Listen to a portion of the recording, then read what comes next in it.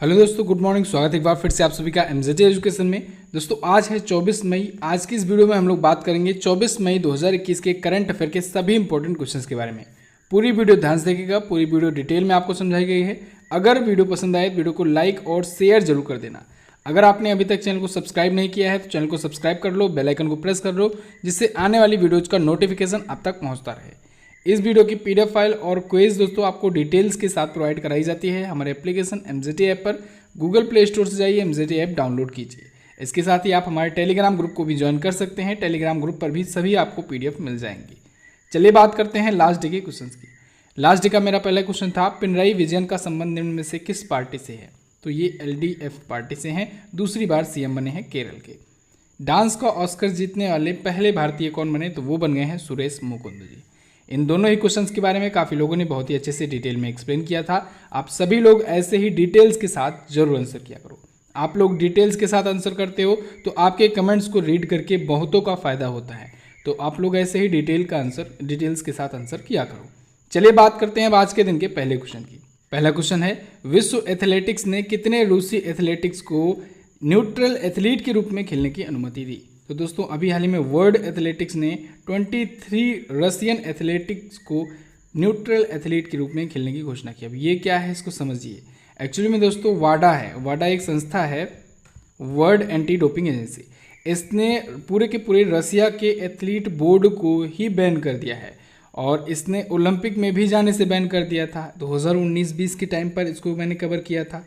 उस टाइम पर जब ये चर्चे में आया था, वाडा ने 2015 से लेकर के 2021 तक पूरे के पूरे रसिया के एथलीट बोर्ड को ही निलंबित कर दिया था। तो अब रसिया के जो एथलीट हैं, यहाँ पर वर्ल्ड एथलेटिक्स ने कहा है कि ऐसे 23 एथलीट जो हैं इनको एज ए न्यूट्रल एथलीट के रूप में खेलने की, पार्टिसिपेट करने की मंजूरी मिल गई है। यानी कि ये रसिया को रिप्रेजेंट नहीं करेंगे, न्यूट्रल तरीके से जा कर के खेल सकते हैं। ठीक है, वर्ल्ड एथलेटिक्स के द्वारा ये घोषणा की गई है कि कोई भी अगर आने वाले समय में कोई भी इंटरनेशनल कोई कंपटीशन होता है तो उसमें ये लोग भाग ले सकते हैं।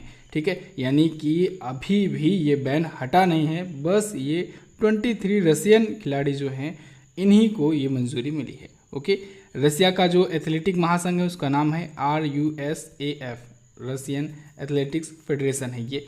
तो 2015 से ही इस पर लगा हुआ है बैन वाडा के द्वारा।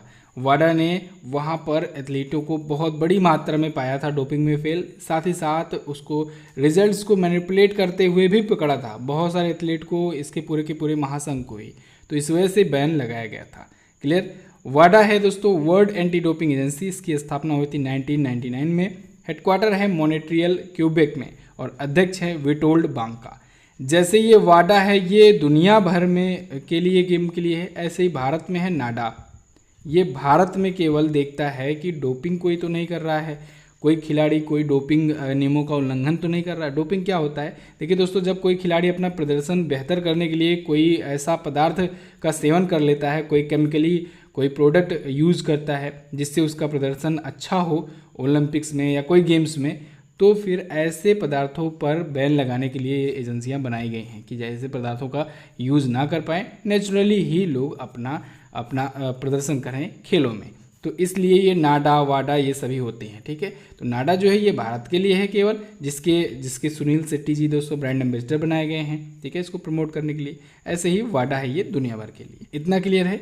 अच्छा दोस्तों, अभी 8 अगस्त को शुरू होने वाला है ओलंपिक्स। 8 अगस्त को दोस्तों समर ओलंपिक शुरू होने वाले हैं टोक्यो में, टोक्यो जापान में। तो इसे टोक्यो ओलंपिक कहा जाएगा। ठीक है, टोक्यो ओलंपिक 2020 कहा जाएगा। क्यों 2020 कहा जाएगा? क्योंकि एक्चुअली में ये 2020 में ही होने वाला था, लेकिन कोविड-19 के कारण ये 2021 में यानी इस साल हो रहा है। तो एक साल ये कोविड-19 के कारण पोस्टपोन किया गया है, लेकिन नाम इसका टोक्यो ओलंपिक 2020 ही रहेगा। ओके, तो 8 अगस्त से ये शुरू हो रहा है टोक्यो जापान में, समर ओलंपिक है ये। इसके बाद वाला कहाँ होगा? इसके बाद वाला होगा पेरिस में। पेरिस फ्रांस में होगा। कब होगा? 2024 में होगा। अगला देखते हैं। अगला क्वेश्चन है, संयुक्त राष्ट्र ने गाजा के लिए कितने मिलियन डॉलर की सहायता की घोषणा की है? तो अभी हाल ही में यूनाइटेड नेशन ऑर्गेनाइजेशन ने दोस्तों 22.5 मिलियन डॉलर की सहायता की घोषणा की है गाजा पट्टी के लिए। आप सभी को पता है दोस्तों, इजराइल और गाज़ा पट्टी के बीच में अभी संघर्ष चल रहे थे। गाज़ा पट्टी में एक संगठन है हमास नाम का, जिसको इजराइल आतंकी संगठन मानता है। तो उस संगठन के बीच में 11 दिनों तक चला था संघर्ष, ठीक है। तो 11 दिनों तक संघर्ष चला, तो ऑब्वियस सी बात है वहाँ के भी बहुत सारे नागरिक जो हैं वो इससे इफेक्टेड हुए होंगे, उनको नुकसान हुआ होगा, और इजराइल में भी बहुत नुकसान हुआ होगा, ठीक है। तो दोनों में ऐसे नागरिकों की सहायता करने के लिए जो इस संघर्ष की वजह से पीड़ित हुए हैं, ऐसे व्यक्तियों के लिए, और प्लस जो भी राहत बचाव सामग्री होगी उसके लिए $22.5 मिलियन की सहायता की घोषणा की है संयुक्त राष्ट्र ने, यूनाइटेड नेशंस ने। अब इसमें दोस्तों $4.5 मिलियन तो होगा central emergency response fund CERF के लिए, और बाकी के बचे $18 मिलियन जो होगा ये फिलिस्तीनी क्षेत्र मानवीय कोष में आवंटित किया जाएगा, यानी दिया जाएगा। क्लियर। इजराइल और गाज़ा पट्टी के बीच में संघर्ष में मैंने आपको एक वीडियो दी हुई है, शॉर्ट में आप समझ सकते हैं वीडियो को, ठीक है, कि फिलिस्तीन विवाद क्या है, इजराइल के बीच में क्या है, सर्च करेंगे आपको मिल जाएगी चैनल पर वीडियो। संयुक्त राष्ट्र संघ के बारे में अगर बात करें, इसकी स्थापना 24 अक्टूबर 1945 को हुई थी। इसी वजह से हम लोग 24 अक्टूबर को प्रत्येक वर्ष यूनाइटेड नेशंस डे मनाते हैं, संयुक्त राष्ट्र दिवस मनाते हैं। हेडक्वार्टर है न्यूयॉर्क में, महासचिव हैं एंटोनियो गुटरेस। क्लियर। अगला देखते हैं, पाकिस्तान में चीन ने कितने मेगावाट परमाणु ऊर्जा संयंत्र स्थापित करने की घोषणा की है। तो दोस्तों अभी हाल ही में पाकिस्तान में चाइना के द्वारा बनाया गया 1100 मेगावाट का परमाणु ऊर्जा संयंत्र यानी न्यूक्लियर पावर प्लांट स्थापित हुआ है। एक्चुअली में अभी हाल ही में इसका उद्घाटन हो गया है, घोषणा नहीं, उद्घाटन हो गया है। और इसका उद्घाटन किसने किया है? पाकिस्तान के प्राइम मिनिस्टर इमरान खान ने। तो कराची में यह स्थापित किया गया है। 1100 मेगावाट का ये न्यूक्लियर पावर प्लांट है। इसको चाइना की हेल्प से बनाया गया है, ठीक है। और इसका नाम दिया गया है कनुप 2 या फिर K2 या फिर इसे कहें Karachi nuclear power plant unit 2। तो नाम याद रखिएगा, कनुप 2 ये है इसका नाम इस पावर प्लांट का। तो ये 1100 मेगावाट की क्षमता वाला है, स्वच्छ ऊर्जा का उत्पादन करेगा, ठीक है। ये कराची में पाकिस्तान का पहला चीनी सहायता प्राप्त न्यूक्लियर पावर प्लांट है। पाकिस्तान के बारे में अगर बात करें तो पाकिस्तान की राजधानी इस्लामाबाद, प्राइम मिनिस्टर इमरान खान, मुद्रा होती है पाकिस्तानी रुपया। अगला क्वेश्चन देखते हैं, विश्व कछुआ दिवस कब मनाया जाता है? तो वर्ल्ड टर्टल डे दोस्तों प्रत्येक वर्ष 23 मई को मनाया जाता है, विश्व कछुआ दिवस। जो टर्टल्स होते हैं, कछुआ होते हैं, उनके बारे में जागरूकता फैलाने के लिए, उनके आवास के बारे में जागरूकता फैलाने के लिए और उनके संरक्षण के बारे में जागरूकता फैलाने के लिए ये दिवस मनाया जाता है। ये दिवस अमेरिकन टर्टॉइज रेस्क्यू के द्वारा मनाया जाता है। और इस बार की थीम रखी गई है टर्टल्स रॉक। क्या है? टर्टल्स रॉक है इस बार की theme. Clear. American tortoise rescue के बारे में बात करें तो इसकी स्थापना 1990 को हुई थी। संस्थापक सुसान टेल्लेम और मार्शल थॉम्पसन थे। अगला क्वेश्चन देखते हैं, राष्ट्रीय बाल अधिकार संरक्षण आयोग ने किस नाम से हेल्पलाइन सुविधा शुरू की? तो अभी हाल ही में राष्ट्रीय बाल अधिकार संरक्षण आयोग ने दोस्तों संवेदना नाम से एक हेल्पलाइन शुरू की है, संवेदना नाम से। अब इस संवेदना का फुल फॉर्म भी होता है। क्या होता है फुल फॉर्म? इसका फुल फॉर्म होता है दोस्तों sanitising action on mental health vulnerability through emotional development and necessary acceptance. तो ये होता है इसका फुल फॉर्म। क्यों शुरू किया गया है ये हेल्पलाइन? तो दोस्तों कोविड-19 महामारी के टाइम पर बहुत सारे बच्चे भी प्रभावित हो रहे हैं, कुछ तो अनाथ हो जा रहे हैं और कुछ मानसिक रूप से पीड़ित हो जा रहे हैं, कुछ फिजिकली पीड़ित हो जा रहे हैं, ठीक है। तो इन सब ऐसे बच्चों को प्रेरित करने के लिए, उनको दोबारा से ठीक करने के लिए ये हेल्पलाइन सुविधा शुरू की गई है। तो इस हेल्पलाइन नंबर पर यानी 1800-121-2830 इस पर कॉल करने पर ऐसे बच्चों की ट्रेनिंग दी जाएगी, ठीक है। तो इसी वजह से राष्ट्रीय बाल अधिकार संरक्षण आयोग ने ऐसा शुरू किया है हेल्पलाइन सुविधा। राष्ट्रीय बाल अधिकार संरक्षण आयोग की स्थापना हुई थी 2005 में। हेडक्वार्टर है नई दिल्ली में और अध्यक्ष हैं प्रियंक कानूनगो। अगला देखते हैं, अगला क्वेश्चन है, हाल ही में सेबी ने किस कंपनी पर 1.05 करोड़ रुपए का जुर्माना लगाया? तो अभी हाल ही में सेबी यानी securities and exchange board of India, इसने दोस्तों इंडिया बुल्स वेंचर पर 1.05 करोड़ रुपए का जुर्माना लगाया है। क्यों जुर्माना लगाया गया है? ये जुर्माना लगाया गया है दोस्तों इनसाइडर ट्रेडिंग को लेकर के। इनसाइडर ट्रेडिंग के सेबी के नियमों के उल्लंघन को देखते हुए इस पर लगाया गया है ये जुर्माना। एक्चुअली में दोस्तों इंडिया बुल्स वेंचर के एक पूर्व नॉन एग्जीक्यूटिव चेयरमैन है वो, और कुछ स्टॉक ब्रोकर्स ये लोग मिल करके इनसाइडर ट्रेडिंग कर रहे थे। इनसाइडर ट्रेडिंग क्या होता है? इनसाइडर ट्रेडिंग का मतलब ये है कि कुछ ऐसे इनपुट प्राप्त हो जाना उस स्टॉक ब्रोकर को, उस कंपनी के थ्रू लीड्स मिल जाना जिससे वो स्टॉक्स में मैनिपुलेशन कर सके। ठीक है, इसको एक एग्जांपल से समझते हैं। मान लीजिए कोई एक कंपनी है ए और उसकी सरकार से कोई डील चल रही है, सरकार से वो कोई बड़ा टेंडर पाने वाला है। ठीक है, कोई बड़ा टेंडर हासिल करने वाला है, कोई बड़ा प्रोजेक्ट मिलने वाला है। तो अब वो बड़ा प्रोजेक्ट मिलेगा अगर उस कंपनी को, तो ऑब्वियस सी बात है कि उसका स्टॉक मार्केट में उसका प्राइस, शेयर प्राइस बढ़ेगा। ठीक है, तो अगर वो डील अभी सरकार के बीच चल ही रही है, अभी टेंडर मिला नहीं है और अंदर ही अंदर बात चल रही है, और ये सूचना वो कंपनी का मालिक जो है वो किसी को लीक कर देता है, किसी स्टॉक ब्रोकर को। अब वो स्टॉक ब्रोकर जो है वो स्टॉक मार्केट में खलबली मचा सकता है। वो क्या करेगा?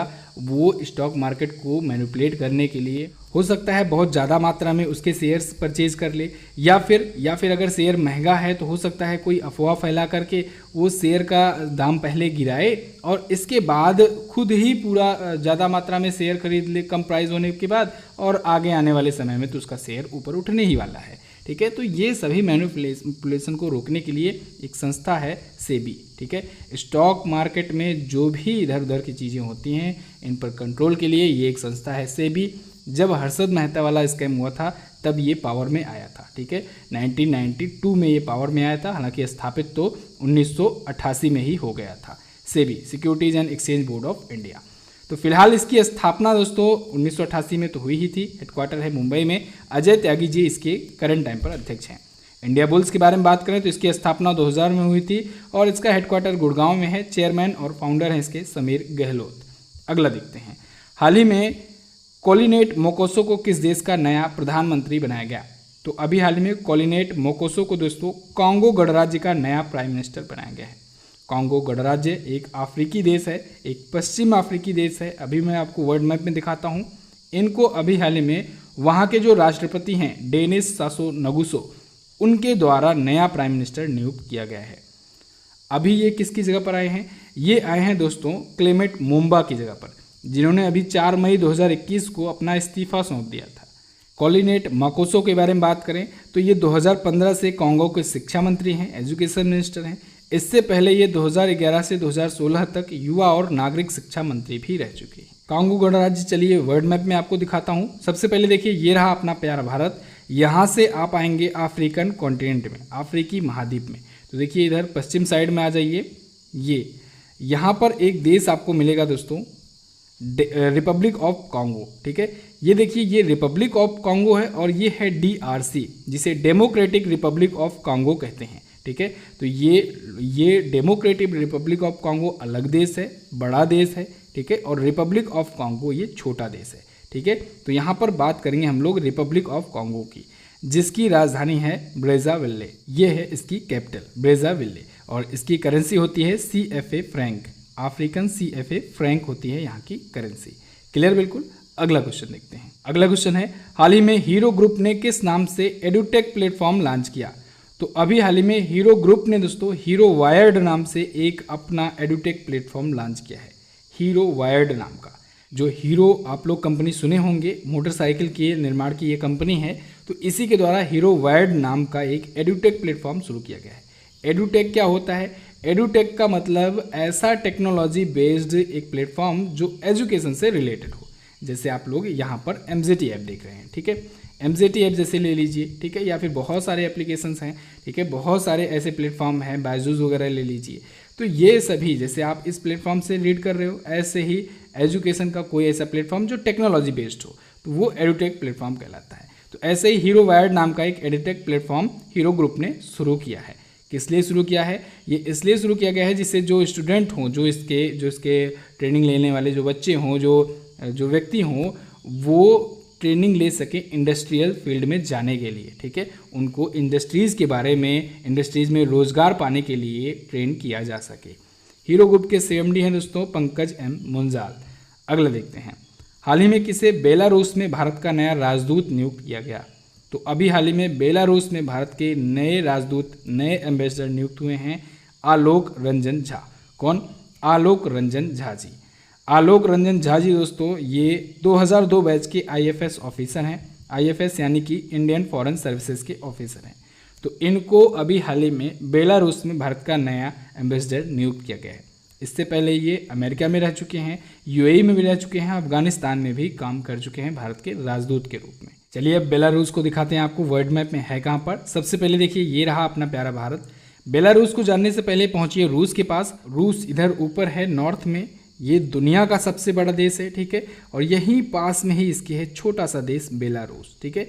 रसिया जो है दोस्तों, रसिया यानी रूस जिसे कहते हैं, तो ये यूरेशिया महाद्वीप में आता है, यूरेशिया महाद्वीप में आता है। यानी इसका मैक्सिमम पार्ट तो एशिया में है, लेकिन कुछ पार्ट इसका यूरोप में भी है। तो यहाँ पर फिलहाल हम लोग बेलारूस के बारे में बात करेंगे। ये छोटी सी कंट्री जो है ये है बेलारूस। इसकी कैपिटल होती है मिन्स्क, ये जो है ये है इसकी कैपिटल। और यहाँ की भी करेंसी जो होती है वो रूबल ही होती है, रूबल रूस की भी करेंसी होती है। और यहाँ के प्रेसिडेंट हैं अलेक्जेंडर लुकाशेंको। ओके, ये देखिए अपना बॉर्डर किससे किससे शेयर कर रहा है, यूक्रेन से। यूक्रेन के बाद इधर पोलैंड है, इधर लिथुआनिया है, ठीक है, लताविया है। तो इन देशों से और रसिया से अपना ये बॉर्डर शेयर करता है। अगला देखते हैं। अगला क्वेश्चन है, हाल ही में किसे श्रीलंका क्रिकेट बोर्ड का नया अध्यक्ष नियुक्त किया गया? तो अभी हाल ही में सम्मी सिल्वा को दोस्तों श्रीलंका क्रिकेट बोर्ड का नया अध्यक्ष, नया प्रेसिडेंट चुना गया है। सम्मी सिल्वा, इनको निर्विरोध चुना गया है, यानी इनके विरोध में, इनके कंपटीशन में कोई खड़ा नहीं हुआ था इस पद के दावेदारी के लिए। तो इनको निर्विरोध चुना गया है 2021 से 2023 तक के कार्यकाल के लिए। इससे पहले भी ये रह चुके हैं अध्यक्ष, ठीक है। इससे पहले ये 2019 में बने थे, पहली बार जब बने थे तो। और इससे पहले ये उपाध्यक्ष भी रह चुके हैं श्रीलंका क्रिकेट बोर्ड के। तो फिलहाल अभी इनको नया अध्यक्ष एक बार फिर से बना दिया गया है। श्रीलंका क्रिकेट बोर्ड के बारे में अगर बात करें तो इसके डायरेक्टर हैं टॉम मूडी, जो कि ऑस्ट्रेलिया के हैं। स्थापना 1975 में हुई थी। सचिव हैं मोहन डी सिल्वा। कौन है? मोहन डी सिल्वा सचिव हैं। अच्छा, श्रीलंका क्रिकेट बोर्ड हो गया। भारत के क्रिकेट बोर्ड की बात करें तो वो है बीसीसीआई, दुनिया का सबसे अमीर क्रिकेट बोर्ड है ये, board of control for cricket in India. इसके अध्यक्ष हैं सौरव गांगुली। कौन है? सौरव गांगुली हैं बीसीसीआई के अध्यक्ष। श्रीलंका आया है, श्रीलंका के बारे में जानिए। श्रीलंका देखिए मैप में ये रहा श्रीलंका। महिंदा राजपक्षे यहाँ के प्राइम मिनिस्टर हैं। गोटाबाया राजपक्षे यहाँ के प्रेसिडेंट हैं।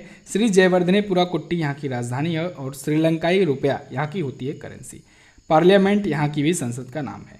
क्लियर? अच्छा दोस्तों, ऐसे ही ये जैसे मैं डिटेल में आपको पढ़ा रहा हूँ, ऐसे ही डिटेल पीडीएफ आपको रोजाना प्रोवाइड कराई जाती है। तो आप लोग डिटेल पीडीएफ के लिए हमारे टेलीग्राम ग्रुप को जरूर ज्वाइन करें। टेलीग्राम पर जाइए, आप लोग MJT एजुकेशन लिख करके सर्च कीजिए। 22,000 से ज़्यादा आपको सब्सक्राइबर वाला एक चैनल मिलेगा, उसी को आपको ज्वाइन कर लेना है। और डेली का डेली वीडियो देखने के बाद शाम तक आपको रिवीजन भी कर लेना है इसको पढ़ करके। आपको वन लाइनर का भी पीडीएफ प्रोवाइड कराया जाता है और डिटेल का भी प्रोवाइड कराया जाता है, दोनों ही आप रीड कर सकते हैं। चलिए बात करते हैं अगले क्वेश्चन की। एशिया के दूसरे सबसे अमीर व्यक्ति कौन बने? तो दोस्तों एशिया के दूसरे सबसे अमीर व्यक्ति बन गए हैं गौतम अडानी। गौतम अडानी दोस्तों ये अडानी ग्रुप के चेयरमैन हैं। एशिया के सबसे अमीर व्यक्ति तो मुकेश अंबानी हैं ही, भारत के ये भी हैं। और अब बड़ी खुशी की बात ये भी है कि एशिया के दूसरे सबसे अमीर व्यक्ति भी भारत के ही हैं, गौतम अडानी। ठीक है, तो मुकेश अंबानी जी दोस्तों पहले भी अभी थे, इससे पहले भी चेंजेस हुआ है गौतम अडानी के बीच में। इन्होंने अभी हाल ही में जो नई लिस्ट जारी हुई है, रिपोर्ट जारी हुई है, उसके अनुसार इन्होंने झोंग सान को पीछे कर दिया है। झोंग सान ये दूसरे सबसे अमीर व्यक्ति थे इससे पहले। अभी हाल ही में ब्लूमबर्ग बिलियनियर इंडेक्स की एक नई रिपोर्ट जारी हुई है। तो इसमें ओवरऑल अगर बात करें दुनिया में सबसे अमीर व्यक्तियों की लिस्ट में मुकेश अंबानी 13वें स्थान पर हैं और गौतम अडानी 14वें स्थान पर हैं। लेकिन अगर एशिया में बात करें तो एशिया में पहले स्थान पर मुकेश अंबानी हैं और दूसरे स्थान पर गौतम अडानी हैं। ठीक है, चलिए पूरी लिस्ट के बारे में अगर बात करते हैं, यहाँ पर साइड में आपको लिस्ट दिख भी रही है। फर्स्ट पर हैं जेफ बेजोस 187 बिलियन डॉलर के साथ, जो कि अमेजन कंपनी के संस्थापक हैं। सेकेंड पर हैं बर्नार्ड अर्नाल्ड, जो कि 162 बिलियन डॉलर की संपत्ति रखते हैं और ये LVMH कंपनी के संस्थापक हैं। थर्ड पर हैं एलन मस्क, जो कि 162 बिलियन डॉलर के साथ ये हैं तीसरे स्थान पर और ये स्पेस एक्स और टेस्ला कंपनी के मालिक हैं। 13वें स्थान पर मुकेश अंबानी हैं भारत के 77 बिलियन डॉलर के साथ और गौतम अडानी हैं 14वें स्थान पर 69 बिलियन डॉलर के साथ। क्लियर। तो बस दोस्तों ये तो है आज के दिन के करंट अफेयर के most important questions. I hope आपको वीडियो पसंद आई होगी और आपने वीडियो को लाइक ज़रूर कर दिया होगा। अगर आपने अभी तक लाइक नहीं किया है तो वीडियो को जल्दी से लाइक कर दो और शेयर कर दो अपने दोस्तों के पास। सब्सक्राइब करना मत भूलना, बहुत सारे इंपॉर्टेंट वीडियोस आने वाली हैं। लॉकडाउन खुलने वाला है, वीडियोस फिर से तेज़ी से आएंगी। लॉकडाउन की वजह से बन नहीं पा रही थी, लेकिन वीडियोज अब तेज़ी से आएंगी लॉकडाउन खुलते ही, ठीक है। तो आप लोग सब्सक्राइब करके बेल आइकन को प्रेस करके रखो और जो भी आपका सुझाव हो आप लोग कमेंट करके बता सकते हो। जो भी टॉपिक पर आपको वीडियो चाहिए वो भी आप सजेस्ट कर सकते हो। इसके अलावा आप हमारे वीडियो कोर्सेज वगैरह को भी चेक कर सकते हो। अगर आप एसएससी जीडी कांस्टेबल की भर्ती जो आने वाली है उसकी प्रिपरेशन करने वाले हो तो आप इस कोर्स को परचेज कर सकते हो। अभी 599 में है, लेकिन बहुत ही जल्द इसका प्राइस बढ़ जाएगा, ठीक है। और इसके अलावा आप हिंदी के वीडियो कोर्स को भी परचेज कर सकते हो। मात्र 199 रुपये में आपको हिंदी का बहुत ही अच्छे से कंप्लीट बैच की तैयारी कराई जा रही है। इसमें आपको video, practice set, mock test वगैरह, पीडीएफ, नोट्स सब कुछ प्रोवाइड कराया जा रहा है। आप जाकर के MZT ऐप पर इसको चेक कर सकते हो डिटेल इन्फॉर्मेशन के लिए। कोई भी प्रॉब्लम आती है तो व्हाट्सएप का नंबर दिया गया है, आप वहाँ से भी संपर्क कर सकते हो। चलिए बात करते हैं क्वेश्चन ऑफ द डे की। आज का पहला क्वेश्चन है आपके लिए, तुर्की जो देश है इसके ऊपर कौन सा सागर है, यानी इसके नॉर्थ में कौन सा सागर है। अगला, चिपको आंदोलन का संबंध निम्न में से किससे है। दोनों ही क्वेश्चन अच्छे क्वेश्चन हैं, इनके बारे में आपको जो पता हो डिटेल में ज़रूर लिखने का प्रयास करना और हाँ, इसकी क्विज ज़रूर सॉल्व कर लेना। क्विज आपको मिल जाएगी MZT ऐप पर, जाइए डिटेल क्विज सॉल्व कीजिए। सॉल्यूशन देखना मत भूलना जिससे आपका रिवीजन हो सके और आप वीडियो देखते ही तुरंत ही जाकर के सॉल्व कर सकते हो। वीडियो को एंड तक देखने के लिए दोस्तों बहुत बहुत धन्यवाद। मिलते हैं अगली वीडियो में, तब तक के लिए नमस्कार, जय हिंद, वंदे मातरम।